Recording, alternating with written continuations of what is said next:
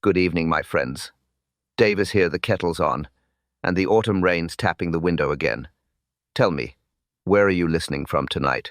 Some of you by the fire, perhaps. Others on a quiet road home.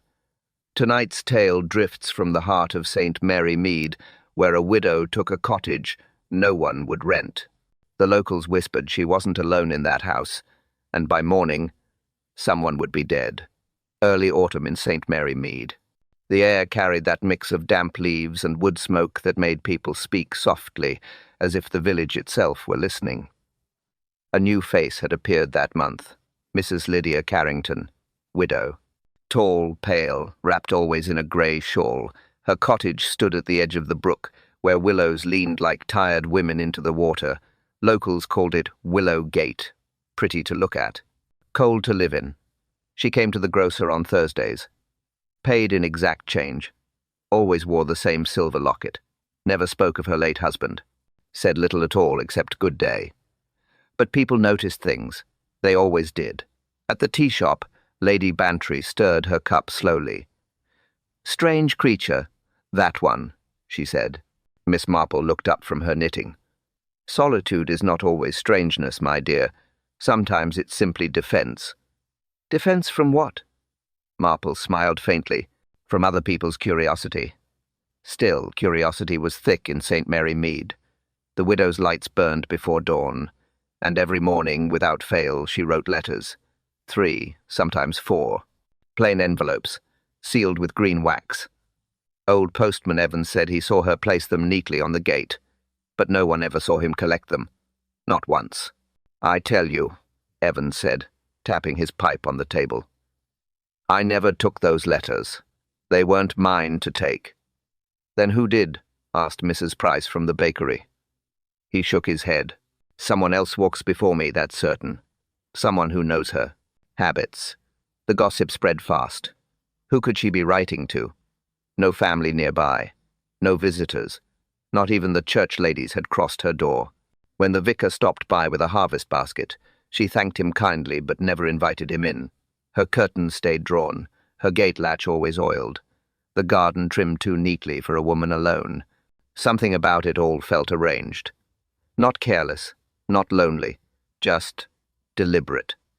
Miss Marple watched from her window that Sunday morning. The widow came out again, letter in hand. She paused at the gate, looked toward the village road, then slipped the envelope into the slot. Rain fell lightly. The green wax gleamed under it. Carrington's fingers lingered a moment too long on the seal, as if she were saying goodbye to something inside. Marple closed her knitting bag. "Some letters," she murmured, "are not meant to travel far." Later that week, Evans mentioned something odd.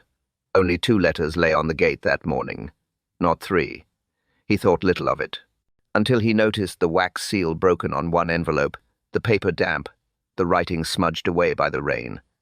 He brought it to the post office, puzzled, and that's when the village learned one letter had gone missing.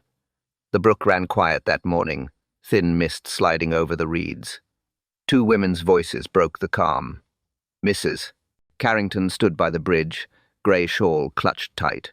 Opposite her, Clara Holt, the vicar's niece, young, sharp, and restless. Their words carried across the water. Not loud enough for meaning, only tone, anger, fear, then silence. Clara turned first, her boots splashing through the shallows. The widow watched her go, motionless as the willows. By noon the market hummed. Gossip fluttered faster than the bunting. Mrs. Price from the bakery said Clara had shouted something about letters. Old Mrs. Dowling claimed she'd heard the word blackmail. The butcher laughed. The widow? Too meek for such business.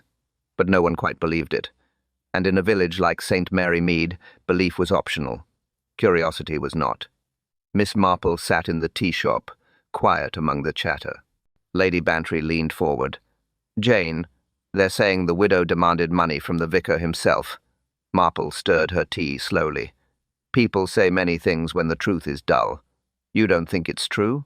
"I think," she said softly, "truth prefers silence until the right ear arrives." Outside, the clouds gathered. Children ran home, shoes clattering on cobblestone. The church bell tolled 4, echoed down the street, deep and hollow. Mrs. Carrington walked past the green, then straight-backed, steady. A bundle of letters in her hand, tied with string. Green wax, ready to seal. No one greeted her. She nodded to no one. At dusk, Evans the postman saw her at the gate again. The same routine. 3 envelopes placed neatly on the postboard, then the sound of the latch closing. A key turning twice. The window curtain drawn. Light glowed faintly behind the lace for an hour, then went dark. Rain began soft at first, then heavier. No one visited the cottage that night. But someone passed by the brook around 10, leaving wet footprints toward the road. The vicar's niece was seen returning home just before the clock struck 11, her hair damp, her gloves missing. The village settled. Dogs barked once, then fell quiet. The bell in the tower counted midnight. Its echo rolled across the stones like warning. By morning, the gossip would double. By evening, the fear would spread, and by dusk, someone would regret those words. Fog rolled through St. Mary Mead like slow smoke. It clung to the hedges, blurred the roofs, softened every sound. Even the brook seemed to whisper instead of flow. At 6:30, the milkman came up the lane toward Willow Gate.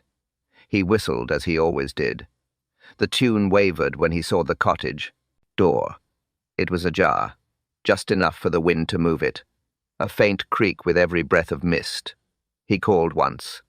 "Mrs. Carrington?" No answer. The sound of a clock ticking from somewhere inside. He stepped closer, shoes sinking into wet leaves. The air smelled faintly of smoke and lavender. The fire still burned low in the hearth. Logs half gone to ash.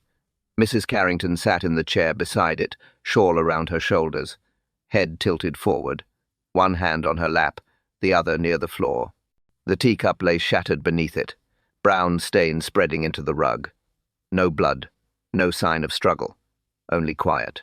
Too quiet. He backed out fast, breath shaking in the fog. By the time he reached the green, his voice broke the morning stillness. "She's gone, Mrs. Carrington's gone." Within minutes, the lane filled. Mrs. Price from the bakery arrived first. Then old Evans, then the vicar himself. Dr. Haydock came briskly, coat collar up, eyes sharp. He pushed through the whispering crowd and went inside. Miss Marple followed at a distance, quiet as ever. She had been walking early, as she often did. She paused at the gate, eyes tracing the damp footprints on the stones. Different sizes, different directions. Inside, Haydock knelt beside the chair. "Pulse none," he said. He pressed his fingers to her wrist, then her throat. Nothing. The faint scent of lavender tea drifted up from the cup fragments. "Heart, most likely," he said, quick and merciful. But Marple's eyes weren't on the body. They were on the fireplace. A letter burned halfway in the grate. Edges curled, green wax bubbling near the corner, smoke thin and white. She reached out with the poker, drew the scrap clear, a few words still legible beneath the soot. "He knows." She said nothing, only watched the wax melt into the cinders. The colour turned black, then vanished. Lady Bantry arrived breathless at the door. "Jane, is it? True?" Marple nodded once. "Quite true." Haydock rose, brushing ash from his sleeve. She'd been dead a few hours, likely in her sleep. Nothing violent. Marple looked at the rug again. The cup had fallen to the left. Mrs. Carrington was right-handed, and on the mantel a second cup, untouched. 2 spoons, 2 saucers, 1 missing guest. She turned toward the window. The fog pressed against the glass like breath. Outside, the crowd waited, hushed.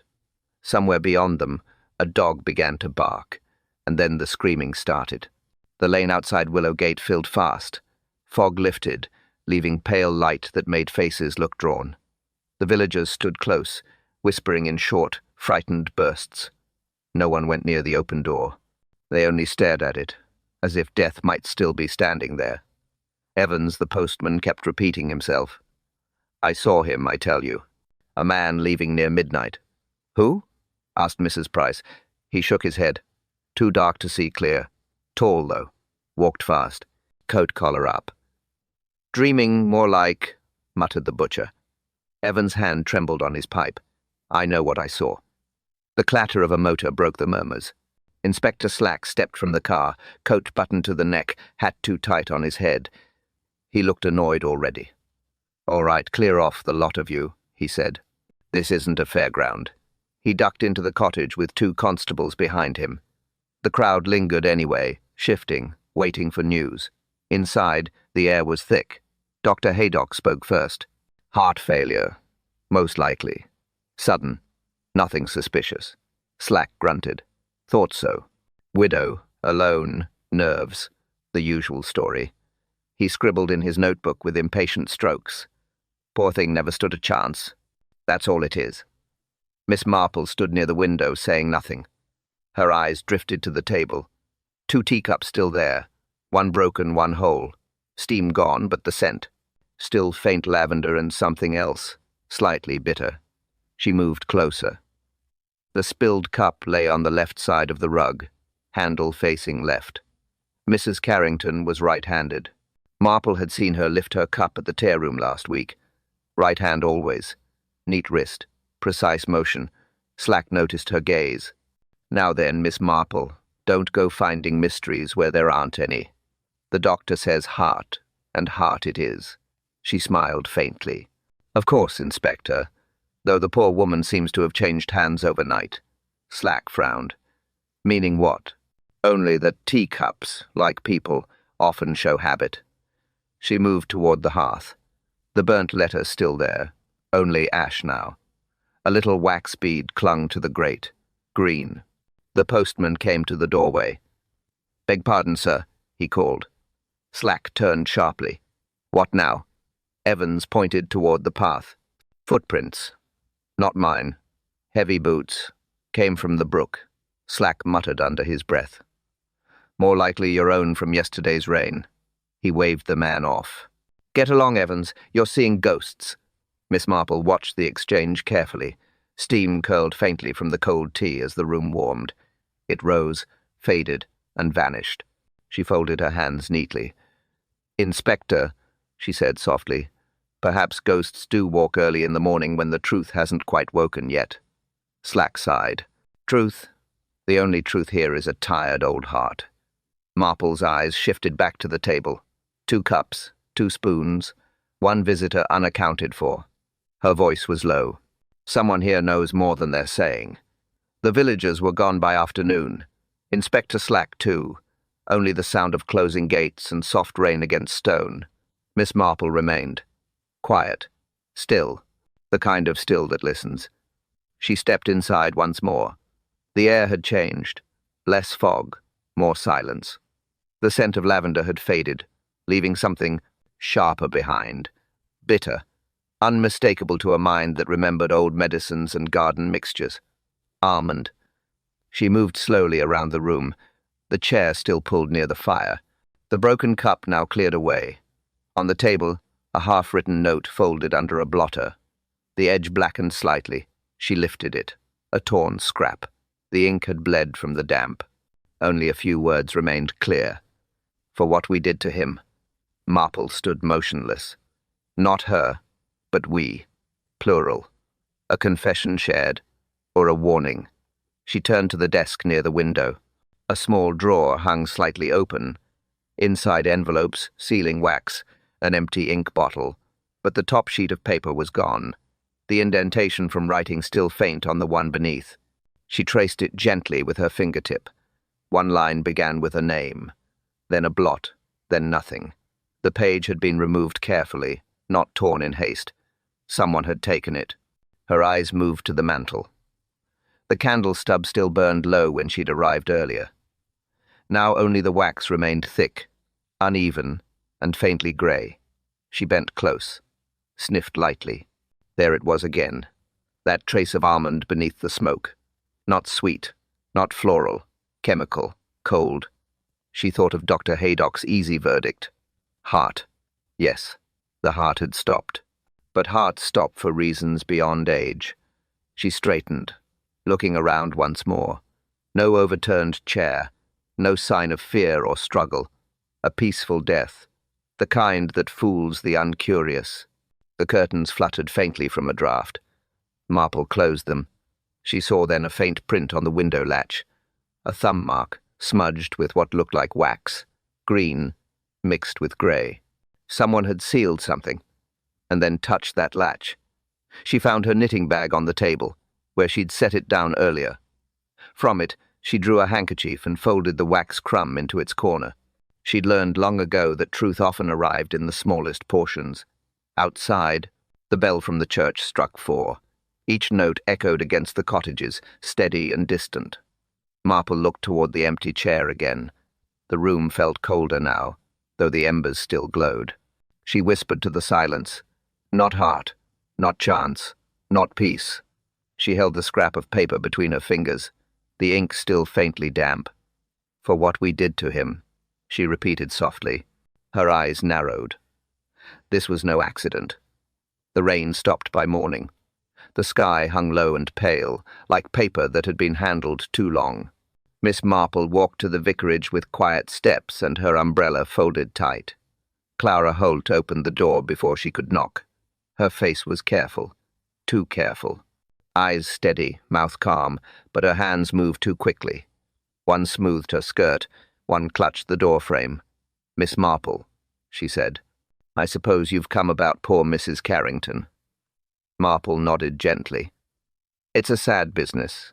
You saw her recently, I believe." Clara shook her head too fast. "No, not for days." "Really? That's curious. Mr. Evans mentioned seeing you near the brook yesterday morning." A pause. Clara forced a smile. "Oh, that pure coincidence. I was only walking. We barely spoke." Marple's gaze softened. "Barely?" Clara hesitated, then sighed. She asked after a ring, said it was missing. I told her I knew nothing of it, that's all." "A ring?" Marple repeated. "Yes, her husband's. She said it was stolen years ago, then claimed it turned up again in the church box. Absurd idea." Her laugh was short and dry. "But the woman was rather well. Fanciful." Marple tilted her head slightly. "Did she ever mention a will?" Clara's eyes flickered. "A will? No. Why should she?" "I heard," said Marple softly, "she intended to leave her cottage to the parish. Quite generous." Clara looked down. Her fingers pressed against her palm until the knuckles paled. If she said that, it must have been a mistake. The vicar's voice called faintly from another room. "Clara, is that Miss Marple?" She answered quickly. "Yes, uncle. Just speaking about the funeral arrangements." Then she turned back. The smile returned, but strained now. "You see, Miss Marple, everything is being handled properly." Marple nodded, eyes drifting to the desk behind her. A fountain pen lay uncapped, 2 sheets of paper wet with drying ink. The smell of paraffin ink filled the small room, sharp, metallic, heavy in the air. Clara noticed her glance. "Oh, I was copying the church notices. They're late." Marple smiled politely. "Of course. Writing can be such absorbing work." She looked at Clara's hands. Ink stains on both, blue smudges across the fingers, and near her wrist a faint green smear. Small, dull against the pale sleeve. Marple's eyes lingered. Clara followed her gaze and tugged the cuff down. "A bit of polish, I think," she said quickly. "From the vases." "Yes," said Marple quietly. "Green polish. How practical." They stood in silence for a moment. The air smelled of paraffin and damp paper. Outside, the bell at the school struck 9. Children's laughter floated faintly through the window. Marple turned to leave, umbrella tapping once on the floor. "Thank you, my dear," she said kindly. "Do rest your hands. Too much ink spoils the skin." Clara smiled thinly. "I'll remember that."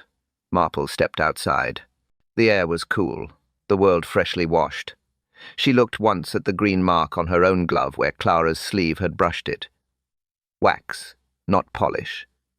And still soft. She closed her umbrella slowly. She was lying. Rain had soaked the lane again, darkening the cobbles.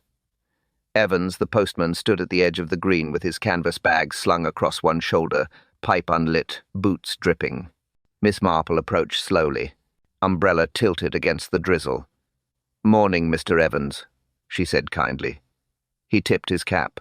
"Miss Marple. Terrible business, that. Never thought the widow'd go like that. Quiet as a mouse, she was." "You made her deliveries?" "Aye. Well, not much lately. She hadn't sent a thing all week." Marple looked up, calm. "No letters at all?" He shook his head. "None. Last one she gave me was a fortnight ago, I'd say." She smiled faintly.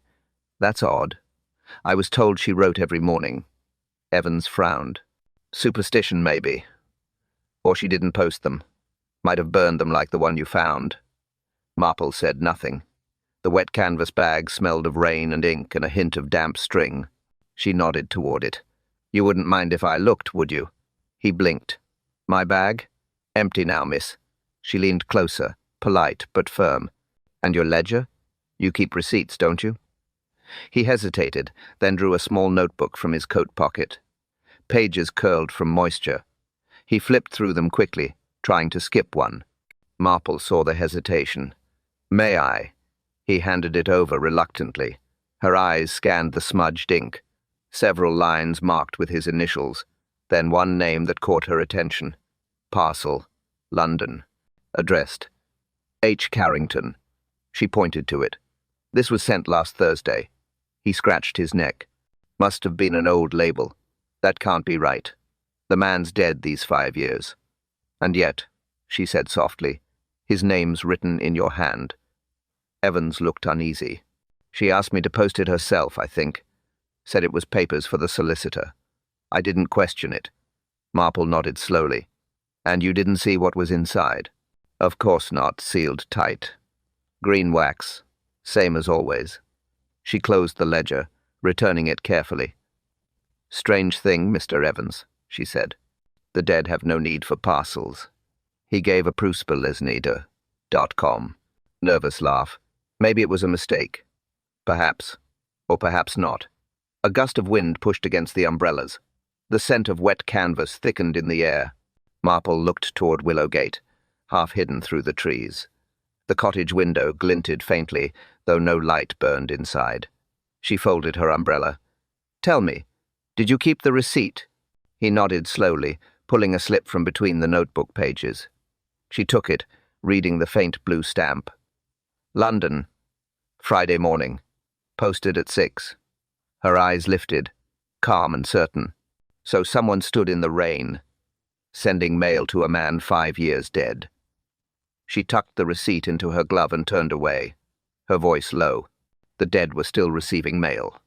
The bell above the chemist's door gave a dull ring as Miss Marple stepped inside. The shop smelled sharp and sour, a mix of polish, soap, and something metallic beneath it all. Shelves lined the walls like soldiers. Every bottle perfectly straight, labels neat. Mr. Pratt, the chemist, looked up from behind the counter. "Good morning, Miss Marple. Rain again, eh? It's never far from our little village." She smiled lightly. "Indeed. The weather and tragedy both seem quite regular lately." He sighed, wiping his spectacles. "Yes, poor Mrs. Carrington. I was fond of her. Bought her cough syrups here. Gentle sort." Marple set her gloves on the counter. "Did she ever purchase anything stronger?" "Stronger?" He blinked. "You mean medicine?" "I mean poison," she said softly. He frowned, uncertain. "Well now, cyanide's not sold lightly, Miss Marple. One needs a reason." "And did she have one?" He paused. "She said it was for cleaning silver. Harmless enough if you're careful." Marple's tone stayed calm. "You sold it to her yourself?" He shook his head. "No.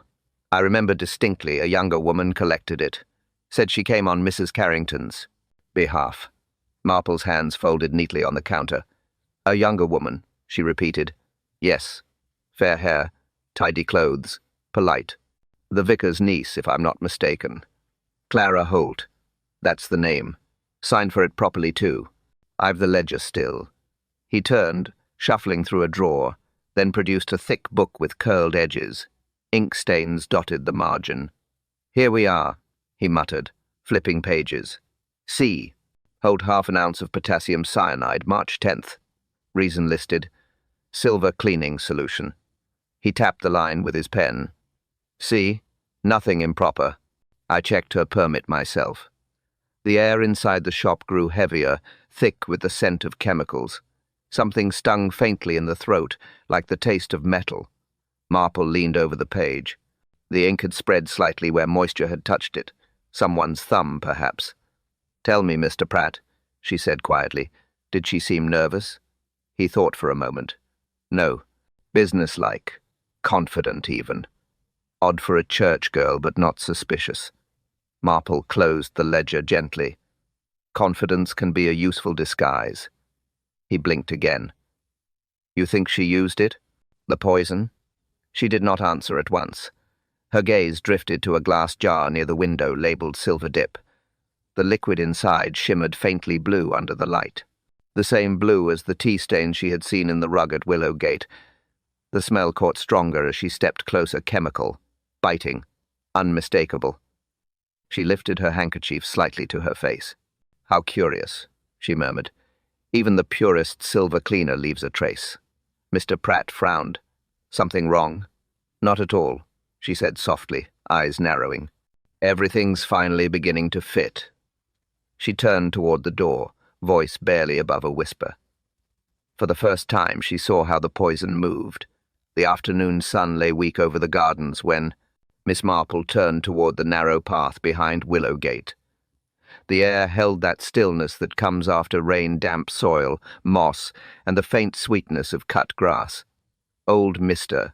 Dewhurst was trimming hedges by the fence, pipe clenched between his teeth, hat tilted low. He straightened when he saw her. "Morning, Miss Marple. Thought I'd find you nosing about sooner or later." She smiled. One can hardly stay indoors when questions are blooming in the hedges. He chuckled, then leaned on his spade. "Strange business, all this.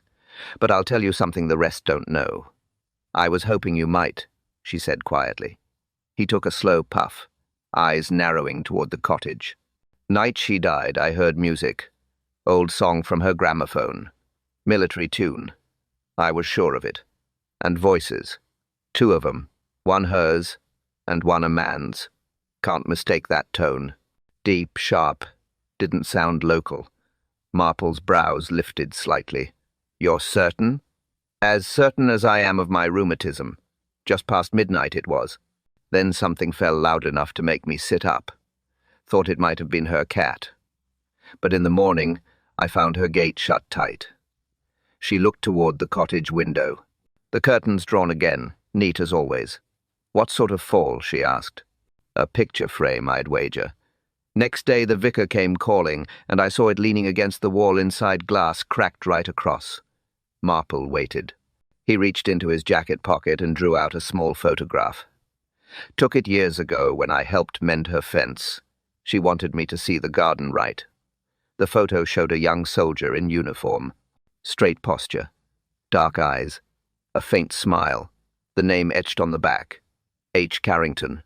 Marple studied it carefully. Her husband. He nodded.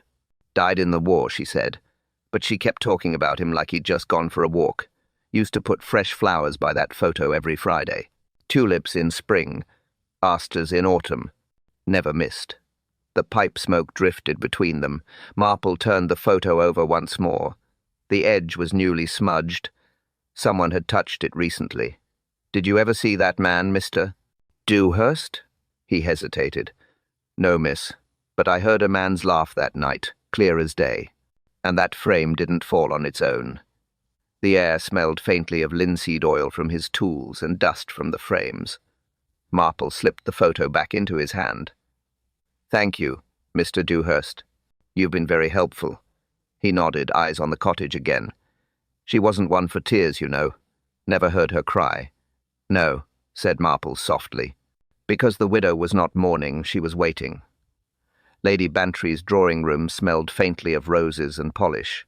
Afternoon light fell across the tea tray, catching the silver spoons in pale flashes.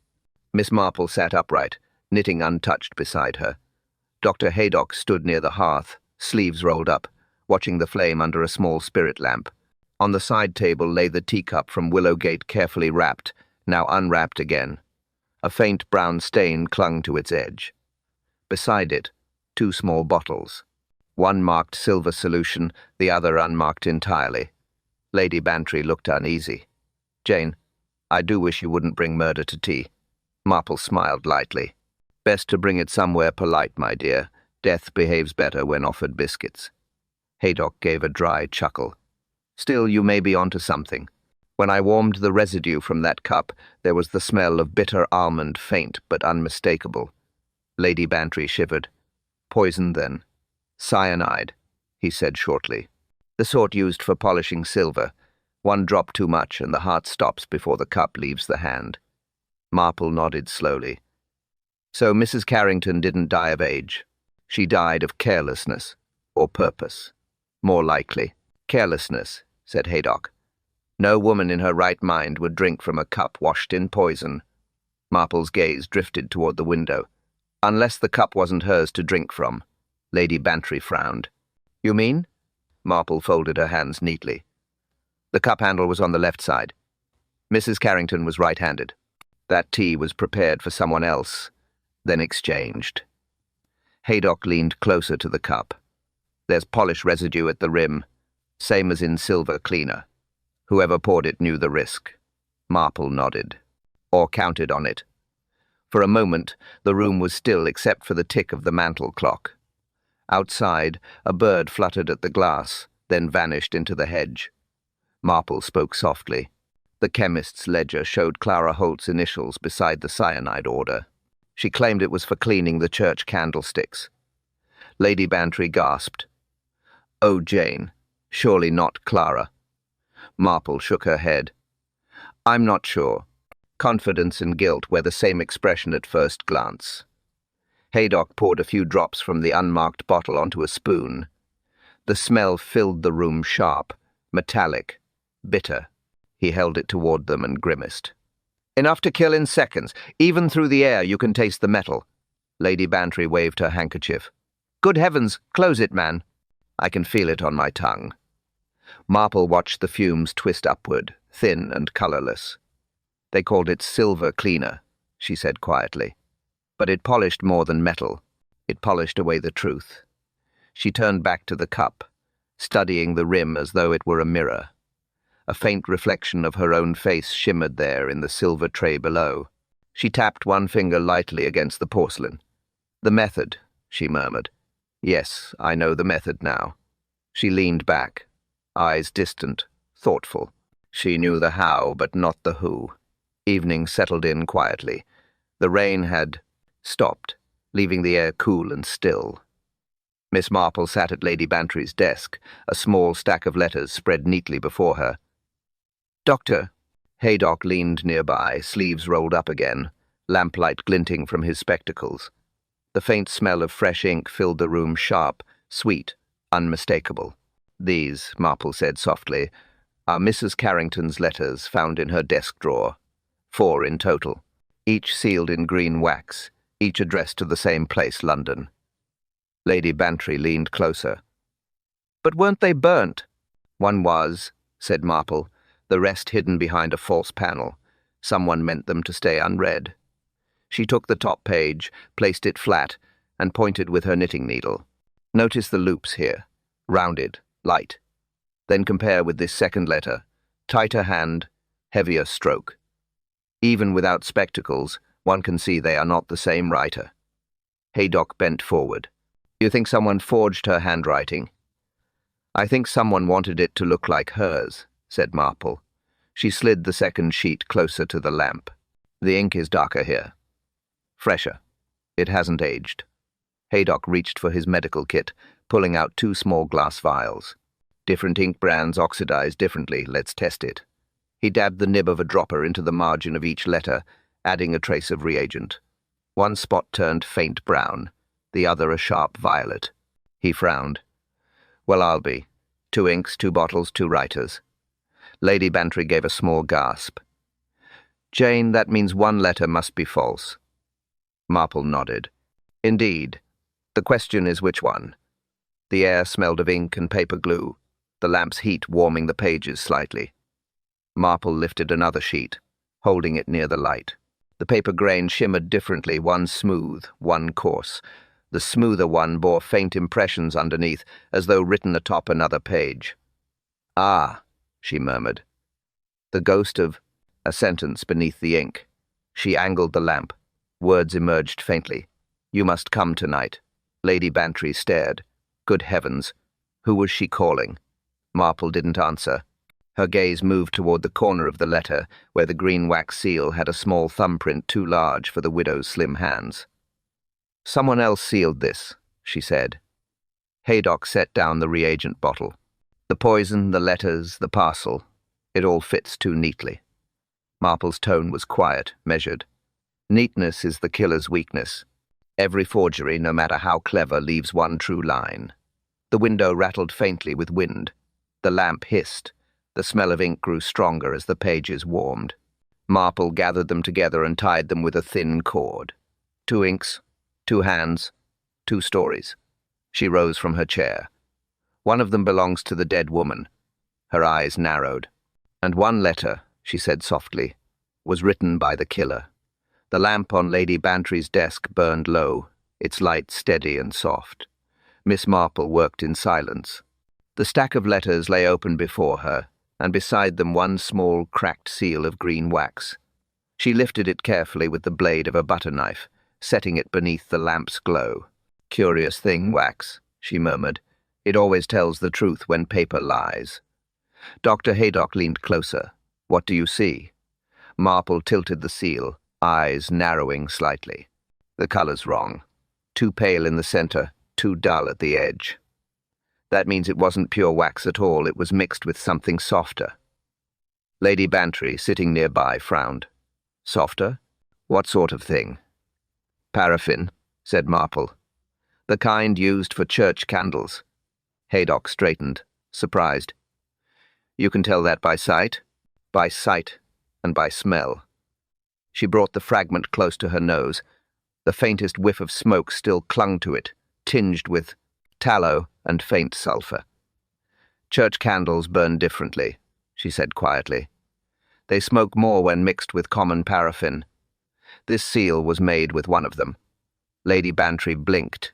But how could she have got hold of church candles? "She couldn't," said Marple. "But Clara Holt could. She helps polish the altar silver, keeps the wax box, cleans the brass. She would have the keys and the habit of melting small bits for other use." The room went still. Only the faint tick of the clock.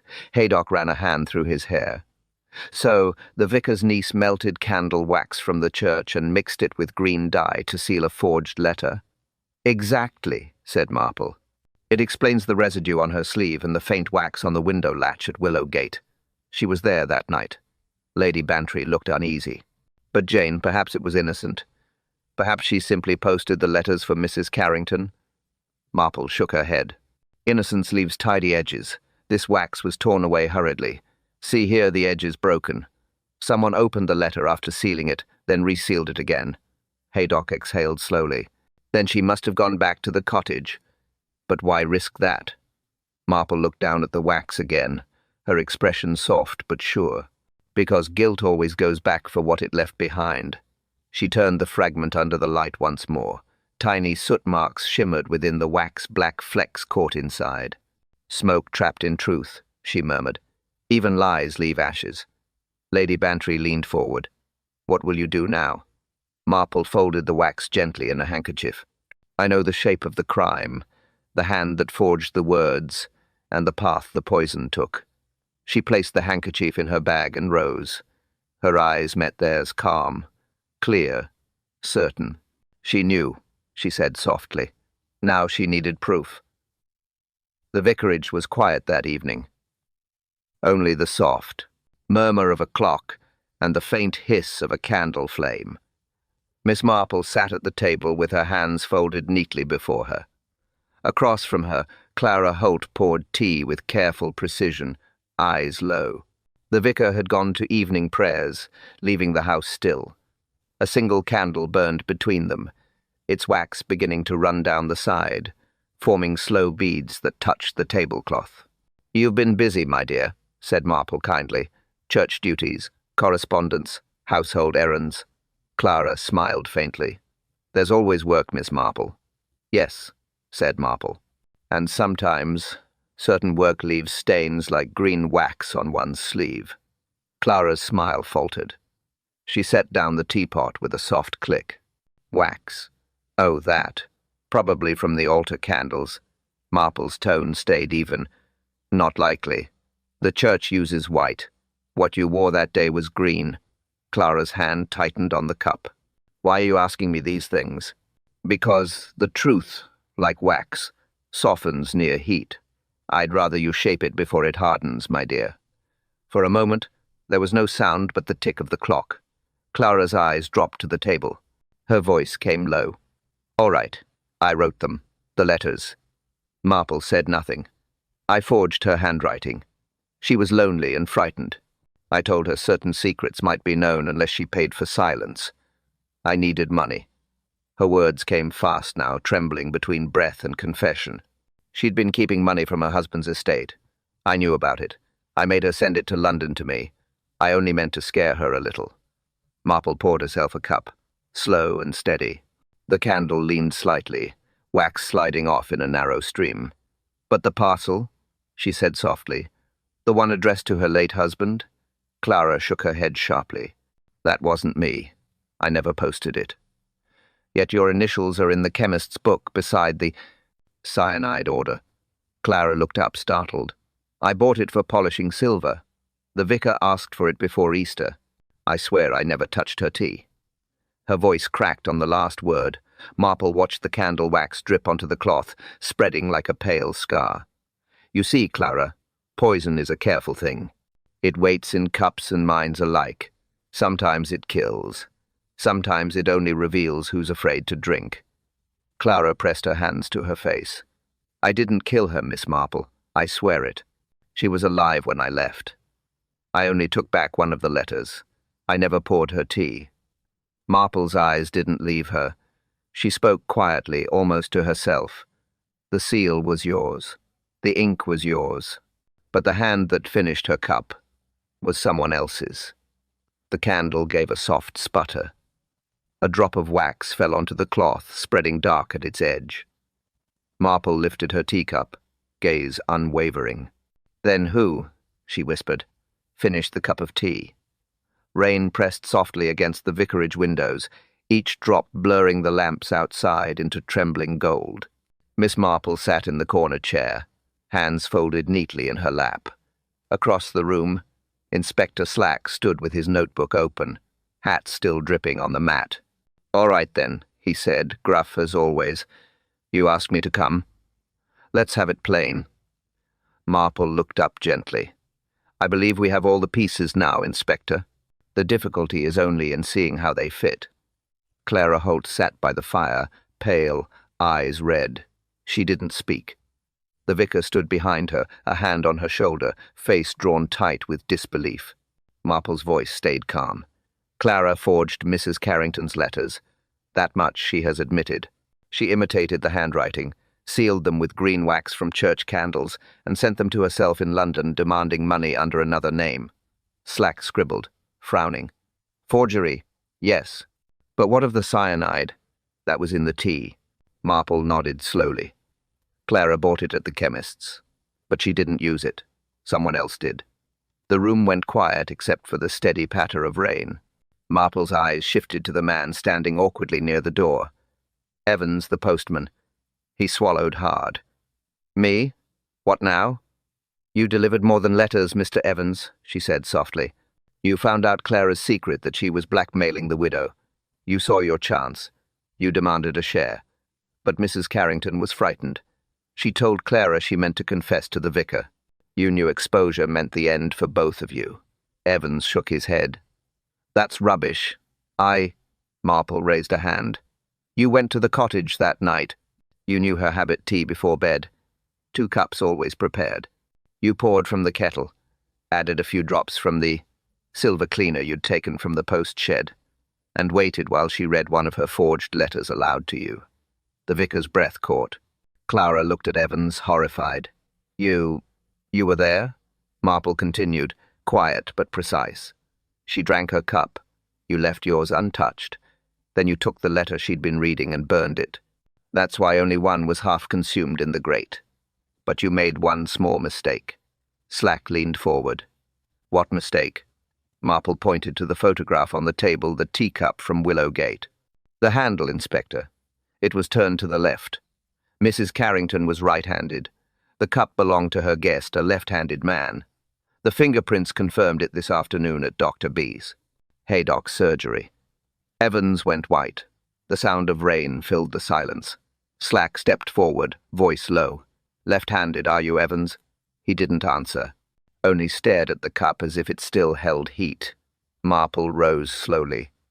Mrs. Carrington was poisoned not by chance, but by convenience. You silenced her to keep your own pocket quiet. But truth, dear Mr. Evans, always delivers in the end. The inspector snapped his notebook shut. Right, that's enough. You'll come with me. As he led the man out, the vicar crossed himself. The rain kept falling, steady and polite against the glass. Miss Marple reached for her knitting. Her voice was calm. Justice, as always, arrived politely. The rain had eased by morning.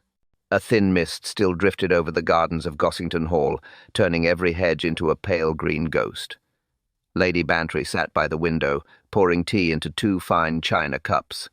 Miss Marple sat opposite her, knitting folded away, eyes on the quiet steam rising between them. It's all rather dreadful, Lady Bantry said softly. Poor woman. Alone all those years, only to die with a teacup in her hand. Marple nodded, stirring her tea gently. Loneliness, my dear, is a far sharper poison than cyanide. It works slower, but it kills all the same. Lady Bantry sighed. I still can't think how Evans could have done such a thing. He always carried the post with such care. Marple smiled faintly. Some people handle letters gently but hold grudges tightly. He found Clara's secret and thought he could earn a living from silence. The cups clinked softly as they set them down. Steam curled upward like pale ribbons dissolving into the chill air. Lady Bantry leaned closer. Do you suppose Clara will be charged as well? Not for murder, said Marple quietly. She must live with her share of guilt, which is punishment enough. The law deals with actions, not consciences. The heart is less forgiving. The room fell quiet again. A log shifted in the hearth, releasing a soft crack. Outside, sparrows fluttered along the sill, shaking droplets from their wings. Lady Bantry reached for the teapot again. Jane, do you ever tire of death following you about? Marple smiled gently. I don't seek it, Dolly. It simply happens to be a poor traveller that often stops where I take tea. Lady Bantry gave a weak laugh. And yet, you always seem to pour the right cup. One learns, Marple said, eyes thoughtful. Life leaves patterns if you look long enough. Small things, a smear of wax, a scent of ink, a teacup turned the wrong way. Truth hides in the habits people forget to disguise. The kettle hissed faintly from the sideboard. Marple reached for her shawl, wrapping it around her shoulders. Mrs. Carrington wasn't just a widow afraid of her past. She was a woman who waited too long to forgive the living. The heart, you see, is rarely killed by poison alone. Lady Bantry nodded, eyes softening. I sometimes think, Jane, that you see more than the police ever could. Marple smiled again, quiet but knowing. The police look for evidence. I only look for people. For a while they said nothing. Only the small sounds filled the room, the clock ticking, the faint bubbling of the kettle, the gentle sigh of rain starting again on the roof. Marple lifted her cup, the steam touching her face like breath. Her eyes turned toward the window, to the misted garden beyond. She spoke as if to herself. And somewhere, she said softly, in another quiet village. Evening settled gently over St. Mary Mead. The church bells chimed, and children's voices carried through the cool air, soft, bright, and far away. Miss Marple stood by her window, scattering crumbs for the sparrows gathered along the sill. Their wings fluttered, quick and trusting. On the table behind her lay Lydia Carrington's last letters, neatly tied in string. She looked at them for a long moment, her voice barely above a whisper. Secrets are like wax, soft when warm, hard when cold. She smiled faintly. Another secret waits. Good evening once again, my friends. Davis here, and the fire's burning low, but not out just yet. What did you think of tonight's tale? Where should our next mystery begin? Perhaps by the sea, where the tide hides more than shells. If tonight's tea has cooled, don't worry. Another kettle is already whispering on the stove. Tomorrow, it will boil again.